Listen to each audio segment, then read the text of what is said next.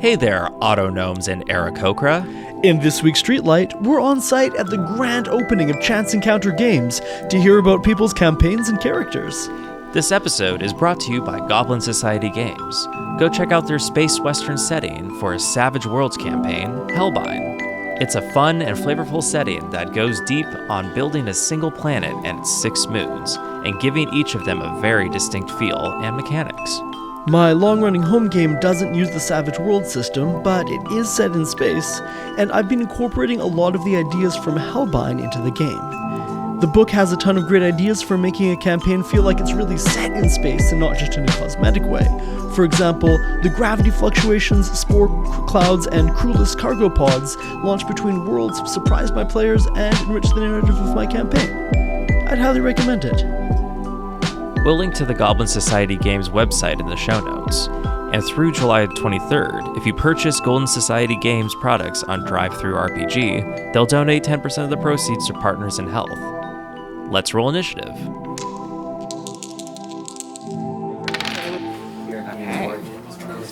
Hello.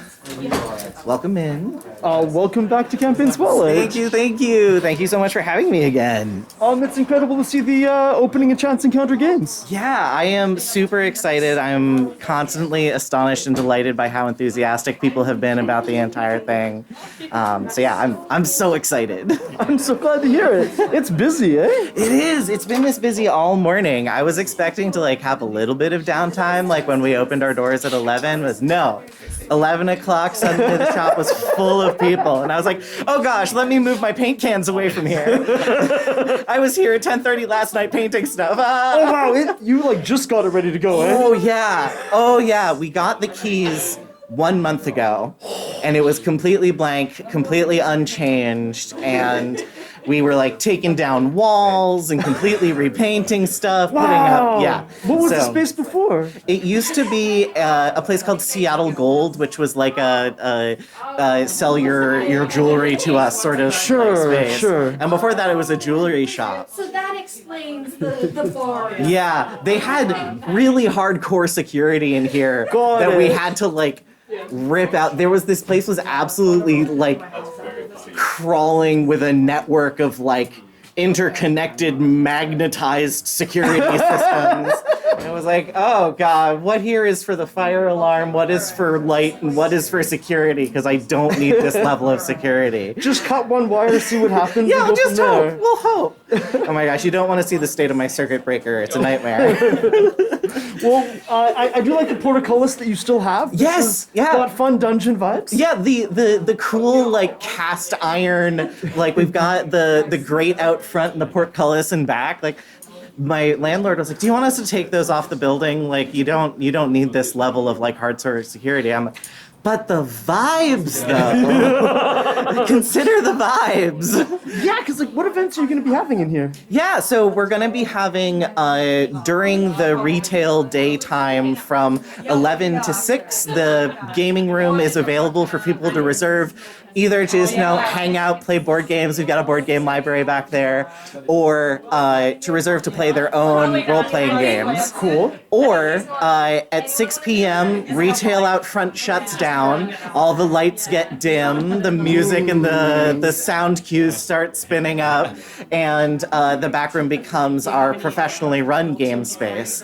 And so on Wednesday, Friday, Saturday, and Sunday, we're going to have dedicated paid games in the back. And on Thursday nights, it's streaming Critical Role and painting miniatures. Okay, that sounds extreme.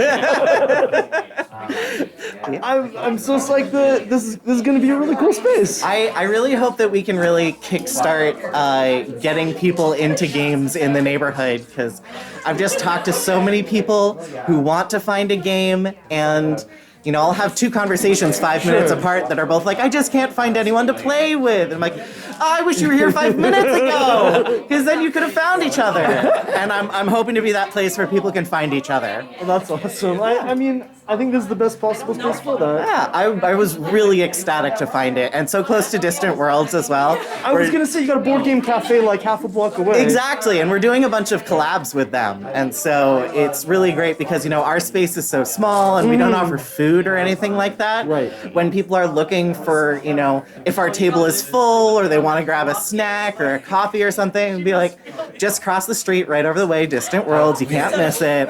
And then if people over there are looking for a broader set of like art or role-playing games or dice or things, they can come over here, and we've got all of that good stuff. That makes a ton of sense. Yeah.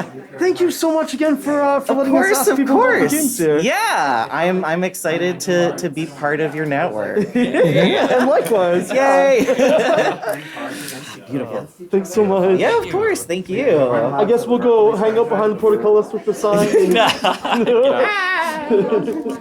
I think The question is whether you're going to get people to go around or just stick the mic through the port. honestly, that's kind of a fun stick. concept. Yeah. Let us out. We're trapped in the outdoors, and we want to know about your game. Or if they trapped in the store. Yes. Who is the prisoner? Oh my gosh, incredible. Thanks so much. I'll leave you to it. I realize you got Awesome. You got Yeah, let me business know to if do. you guys need anything. Thank you And so feel much. free to help yourself to drinks and snacks in the back there. You're too kind. Yeah. To talk about. You can get around. We're not actually trapped. I promise. You can get around this way. It is interesting the fact that Yeah. We're just trying to showcase people's cool games. Yeah.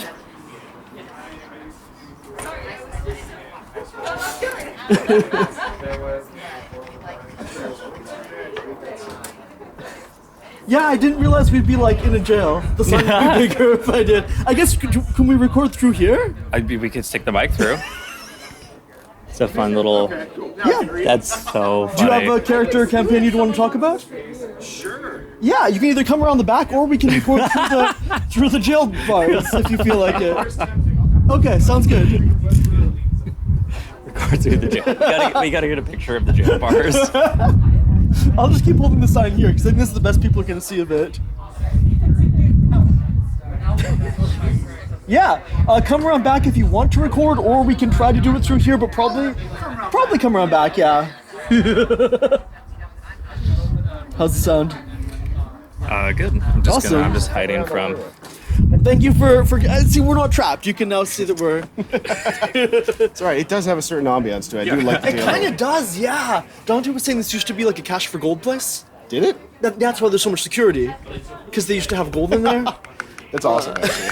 I mean, I can't ask for better security than a solid iron door, so. Part of me is like, I bet I could fit through there, but I'm not going to try that. That seems like ill-advised for several reasons. I'll probably pass, but. But yeah, we're recording for our podcast. We just kind of showcase people's cool home games. Do you have a campaign or character you want to talk about?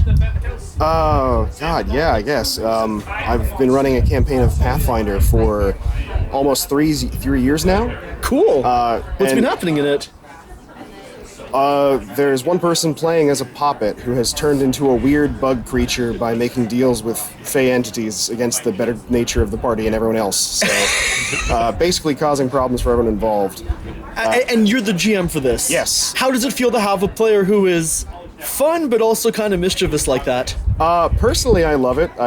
I think a lot of people are a little too cautious when they're playing their characters, and this one's taking the drive your character like a stolen car approach really to heart. And it does cause some tension sometimes, but it's usually all in character, so it all works out really well. How do you handle that tension? Usually it's easy either by personally just sort of mitigating it myself by kind of like, mediating in character, like, okay, so like what does that make you do? How do you feel about that? Blah, blah, blah. Or just out of character checking in and making sure like, hey, we're all good. And they're like, oh yeah, that was great. I was yelling in character. But like, I know my hands are shaking, but that's emotion and it's a good thing. I'm like, all right, cool. Yelling in character is like the best sign. Exactly. As long as afterwards everyone's like, Yeah, we're all chill. It's all Okay, cool. And there's cool. 7 people in this game, so it's already Oh crazy. my gosh! Yeah, it's And already a crazy How do you make one. this poppet not the main character then if everyone else is being so cautious? Because when there's 6 people saying, please don't pick up the cursed object, and the one person doing it, it's pretty easy for them to be like, okay, sometimes we can mitigate this.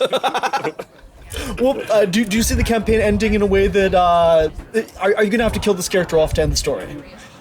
I don't think I'm going to have to. I think they'll find the way themselves. Right? They have it in them to do it. So I love your approach to GMing. God, I try. Thank you so much. Yeah, of course. Happy to. Cool. And Dante's letting us record here, which we're real grateful for. That's and awesome. this seems like an event where people are going to have a lot of fun home games. Yeah. Yeah. I bet. Yeah. I'm so pleased with the turnout. Gosh, yeah. Are you involved with running the store? Oh, no, we're really good friends with Dante. Oh, cool. Yeah, we went to college together. And Oh, wow. Now we're neighbors. Just we live right next to each other. Oh, perfect. That's awesome. Yeah, I mean, do you have a campaign you'd want to talk about? Sure. Yeah. Cool. Or our character? Or? Yeah. Well, I played it's a Descent into Avernus. Okay. But we're sort of on hiatus. We kind of like fell off just as we all got far away. Yeah. But my favorite character I've ever played was in that campaign.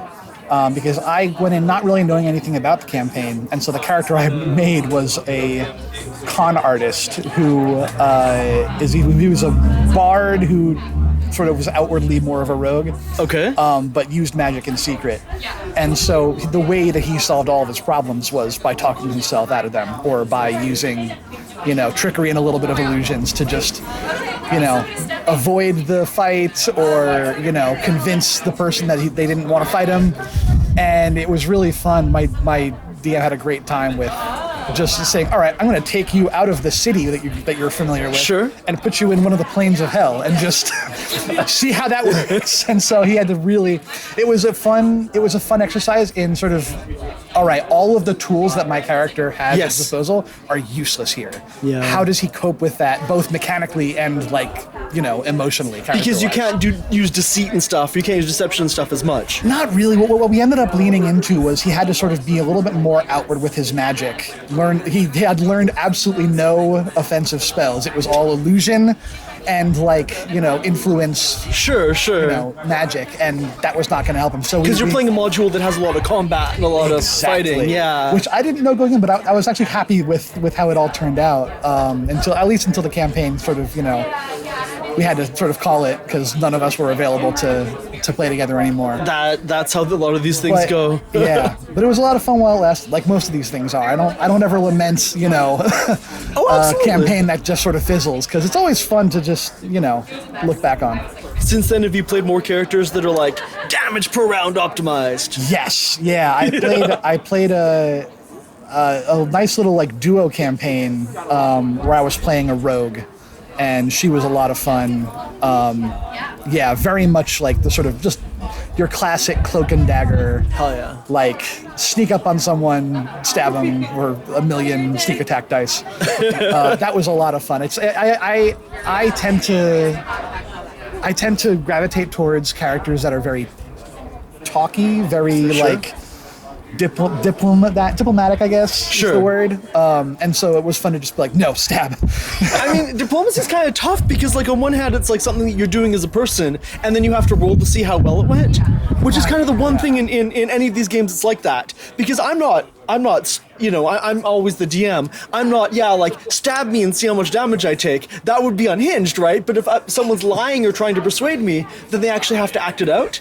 And so it feels kind of different to play a non-talky character sometimes. Yeah, I mean, it's when you have a good DM, they'll if you can make a real life good, case for what you want, and a lot of times that'll be worth advantage or something. And so it's fun, but also it can be really nice to just forget all that. Roll dice, do damage. Bonus action hide, I guess. Sneak attack. Just stack all the mechanics. Yeah. Thank you so much for telling us about your character. Yeah. Tell me about your character. So I had a character who was a Jabrin. This was 3.5, I think, back when we were playing back in the day. And his special feature was that he could change his face to look like anything. And I picked this character because I couldn't decide what character to play.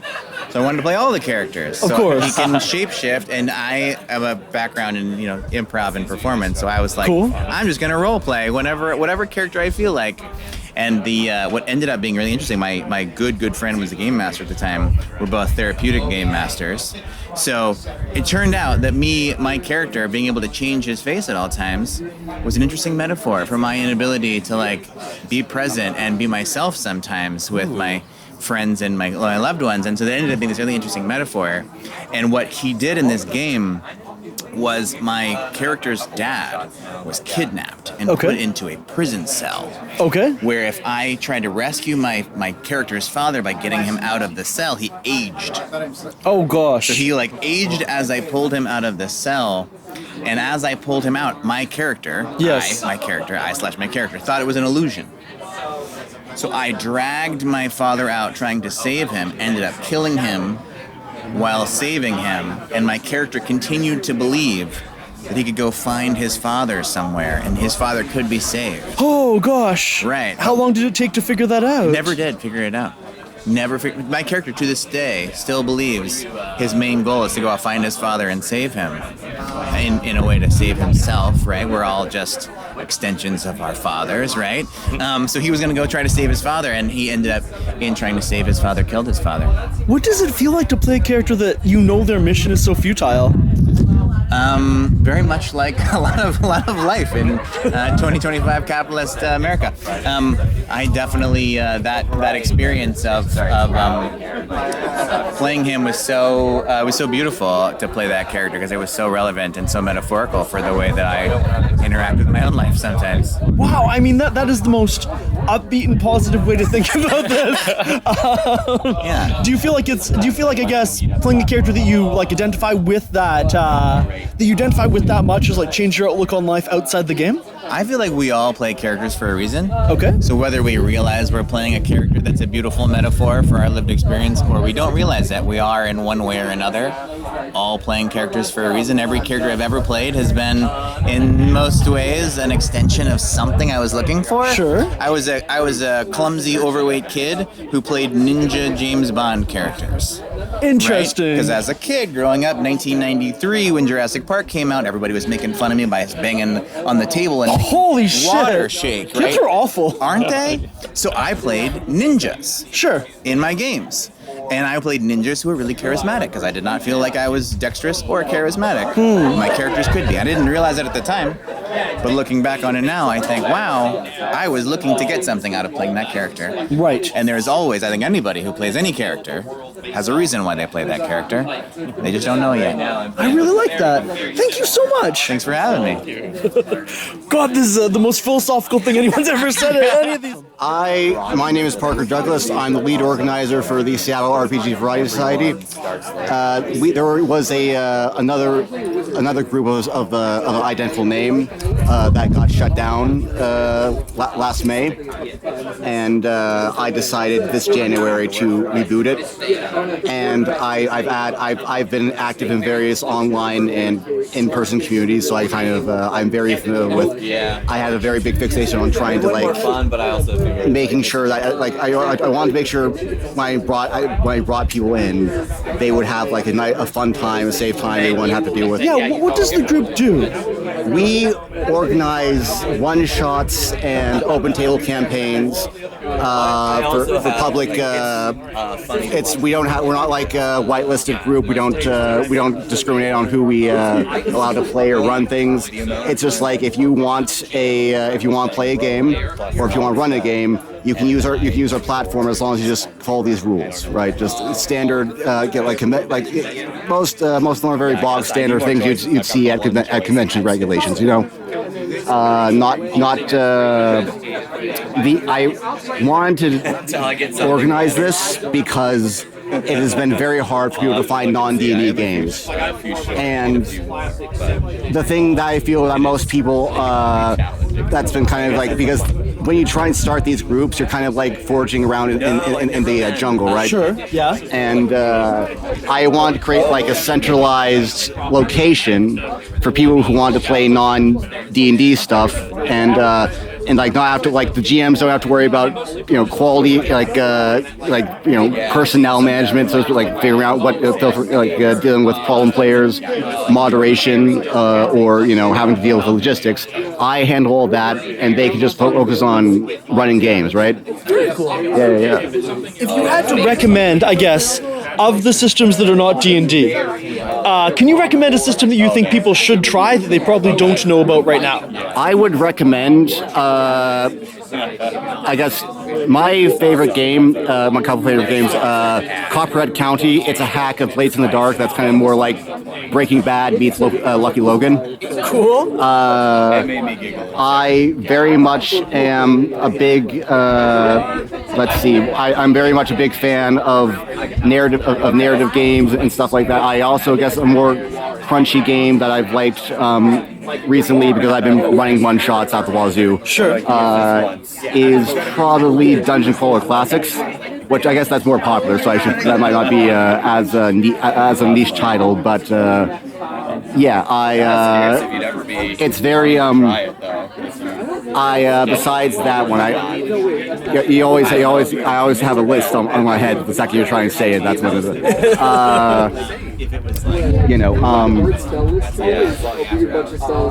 What is it? I guess and Delta Green is my favorite. Like that one's also relatively popular, but that's also my. I like games that allow you to play as evil people. Cool. Thank you so much. Of course. But also, a button that says hot takes on D20 systems, I feel like you'd clean up here. So tell us about your hot takes. I think D20 systems are pretty bad. I think they don't really simulate real world circumstances very well. They lead to fun moments, but I just don't think they're very realistic, and they lead to as many unfun moments as they do fun moments. So what kind of realism do you think they miss out on? How things happen in the real world. So I like the comparison that I use is I play the Fantasy Age system by Green Ronin. Yes. The Fantasy Age and Modern Age. Yes. They use 3d6, which is more or less the same range of numbers. So it's very comparable. Like, oh, I need to roll like a 15 or a 12 or something to succeed. But because it's 3d6, it becomes a bell curve. And so when you get triple sixes, it's a crazy moment, or even get like triple fives or something. So your argument is more about the probability distribution is too uniform. Yes, yeah. Okay. Like rolling, like you're like, oh, I have a +8 on this thing. I'm very likely, like in D&D or something, like I'm very likely to succeed. But then you get a 1, which is just as likely to get as any other number. And then you're like, well, I fail because a 1 is basically always a fail. And so I take your meaning, but kind of the counter argument is that when we have a system, and I love rolling big handfuls of dice. Like I love just like all the math rocks and their loud noises. The counter argument, I think, is that if you do have a big handful of dice, people end up treating the top 5 percentile of outcomes as a nat 20 and the bottom 5% of outcomes as a D1. And so you kind of, you're still getting uniform distribution but with extra steps, you know what I mean? I would have to probably look at the actual math on it, but it's like, if you're 60% to get like the middle ones and you're only like 20% to get like the outliers, like then it's not, you got a 1 in 216 chance of hitting 3 1s, Yep. So then, and then it allows for, at least for like for the age system, it's fun because you can have moments that are the nat 20 moments, quote unquote, that are as fun but a little more common. So like in that system, if you roll doubles, you get like some stunt points and you get to do some cool stuff with them. And then so like rolling doubles and then rolling like a 1 or a 2 on your like point dice is like fine, but then like rolling doubles and then getting a 6 on your point dice is effectively a crit, and it happens a little more often, and it can have like this range of like, oh, I got a crit, like I got a double damage, or oh, I got to like quick reload or something, do something right, cool. You get resources to carry forward. Yeah. And because you have more dice, I guess there's more different outcomes that you can encode in them. Yeah, and it doesn't even need to be like 36. I actually tried out the Cosmere RPG or the Stormlight RPG. Yeah. And it uses D20 plus a D6, and which is a really flat distribution compared to 3d6s. Yes, it is much flatter, but then it adds so the way it works is a 20 is an opportunity. You get an opportunity, and a 1 is a consequence. Got it. And then the D6 adds a +2 with a consequence or a -2 with an opportunity. Okay. So it like makes the curve a little different, but then adds more of those like nat 20, nat 1 moments. So I really like that as well as like an alteration to the D20 system. So I it becomes, actually like that a lot. Yeah. So it's like, oh, if you know D&D, you're like, yeah, you're rolling D20, but here's a slight twist, and it makes your rolls more interesting, and you don't have to like house rule anything, which I've often seen people do, which is fine. Yeah. Perfectly in favor of house rules, but I found that you need to do less of them with more dice. I think this is a justifiable hot take. Thank you. Thank you very much. Of course. Thank you very much. I honestly, sincerely did not know where that hot take was going to go, but it was. I get what you mean. The hot take is just to bring people in, and it's like, hey, I hate D20 systems, and it's like, well, here's a reasonable, I don't hate them. I just want to talk about it. Tell me about your character. Yoshida was a man who could see people who had died by suicide on the Shinkansen, and so he felt that as the man he was the only person he believed knew how to do this, and so he felt that he was obligated to solve all of their social problems. But he found of the ghosts, yes, the things that were preventing them from leaving and from escaping this plane. But he found that increasingly the various adventures that he would get into with the other RPG characters would just end up getting more people killed. And he also found that paradoxically he thought that the world of magic and sorcery would be very emancipatory and so on and friendly towards people who didn't fit in normal society. But as a Baraku, as an untouchable, he found that actually people in the world of magic were actually much more concerned with spiritual contamination and all that stuff than normal people who by and large didn't think or care about it at all. Interesting. So he found that almost everything that he cared about was actually made worse by participation in supernatural adventure. Interesting. And so he ended his days saying, I'm not doing this anymore, and just going back to cleaning up corpses on the rail line. On the rail line? Yes, on the Shinkansen. Got it. I guess, what was it like for the rest of the party to have a player who was so alienated? Well, they felt that he was their conscience because the other guy was a mob boss by the end of it. He was a mob boss with the power of God and anime on his side because he started as a hikikomori and he figured out ways to take his obsession with various media properties and translate them into occult power. But in the end, it made him into an insane criminal who... Sure, but a successful one. Yes. And so... probably after Yoshida left the group, it all got worse for them because they had nobody chaining them down and reminding them that maybe some of the stuff they wanted to do wasn't actually what they set out to do at the beginning when they formed the Cabal, which is what the player character party is called in an Army Sword edition, and probably in second or first as well. UA3 is a wonderful game. It's basically dead now because the publisher did the Kickstarter. They did the core set, and then they were like, all right, back to board games, because board games is the only thing that makes money on this earth. It is wild that board games make more money than TTRPGs. And you've seen a lot of stores around here probably kind of switch to being board game cafes, which is why I was so excited when I saw a store that was primarily RPG focused open up. Yes, and with actual games happening at it. Yeah. And I think that's what this soiree here is to organize. I just kind of showed up because a friend of mine mentioned that this was happening here today. Yeah, we had a long form sit down interview with Dante. That's cool. About running multiple tables. And because they were running at one point a dozen games in the same world. Yeah. And then they were like, I'm opening a store. Do you want to come to the opening of that? And so that's why we're here. Well, I used to play at a store called The Dreaming, which was here in this neighborhood over on the Ave, and it shuttered because during COVID, because I suspect that magic was the only thing that was keeping them afloat. Right. Also because of just sky-high commercial rents. And they did a bunch of stuff that was really great for the scene, letting people play their tables and stocking lots of indie RPGs. But that's a terrible business move because those don't move. But I went inside here and I saw that they do have lots of indie games. They got the Monster Overhaul, which as far as I'm concerned is a sign of quality to stock in a store. Kind of that bridge between 5th edition and your world of other markedly less popular TTRPGs. games. So that was an encouraging sign to me. Those used to be unobtainium, but I've seen them more and more at stores. So I think that the nature is healing. Anyways, I'm optimistic. I'm optimistic. Yeah. So you have a show here that you're doing? Yeah. The show's called Campaign Spotlight. Cool. Thank you so much for coming on it. Yeah, thank you for having me. Sure. If you ask me questions, I'll answer them, but I don't know. Are they about a character or a campaign? A character, sure. Tell me about your character. Okay, my current character is a green Jotun monk, which is a homebrew race, which is like a lithe giant kin covered in fur. Hell yeah. He is missing the lower third of his right arm, so he's kind of an armless monk, which is hard for him. He's very angsty. But he comes from an island, and he is an arena fighter. What was the rationale for making a homebrewed race? I didn't make the race, my DM actually did. Oh, okay. So it's for story purposes. Kind of. It's more like I like my friend and I want to encourage him to keep creating, so I will support his creations by choosing them.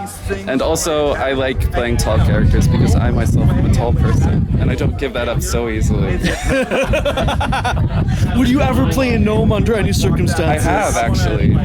Like a 7-foot tall gnome, or No, a normal-sized tiny gnome. How was that experience for you? It's great.